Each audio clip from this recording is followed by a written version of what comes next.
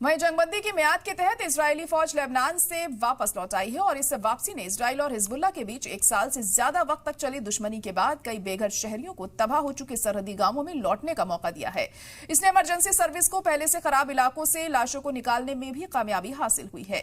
वापसी के बाद लेबनान के सिविल डिफेंस एजेंसी ने सरहद से लगे शहरों से 23 लाशें बरामद की हैं। वापस लौट रहे लेबनानी कहते हैं कि वो अपने तबाही का मंजर देखने वापस आए हैं। बेघर लोग जब अपने आबाई शहरों में पहुंचे तो देखा कि वहां मलबे के ढेर लगे हुए हैं और उनके घर तबाह हो चुके हैं। इजरायली फौज ने साउथ ईस्ट लेबनान के औदह से कफर किला, मैस अल जबल, मरकाबा और हुला समेत सरहदी गांवों से वापसी कर ली है। लेबनान के लीडर इजराइल पर पूरी तरह से पीछे हटने का दबाव बना रहे हैं और 5 मकामात पर इसकी मुस्तकिल मौजूदगी को कब्जा बता रहे हैं। लेबनान के सदर जोसेफ ऑन ने कहा है कि सरकार इजराइल को वापस बुलाने के लिए जंगबंदी के सालिस अमेरिका और फ्रांस के राब्ते में है।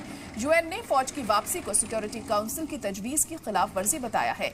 लेबनान सरकार ने ऐलान किया है कि वह यूएन सिक्योरिटी काउंसिल से इजराइल को वापस जाने के लिए कहेगी। इजराइल ने मियाद खत्म होने से ठीक पहले ऐलान किया कि वह सरहद के पास 5 डिप्लोमेटिक पॉइंट्स पर सैनिकों को रखेगा। सेना ने कहा कि वो सरहद पर नजर रखने वाली पहाड़ियां हैं जहां फौजी ये तय करने के लिए तैनात रहेंगे कि कोई खतरा ना हो। वजीर खारजा गिदोन सार ने कहा है कि वह एक बार लेबनान मुआहिदे को अपनी हिमायत में नाफिज कर दें तो वो वापस चले जाएंगे।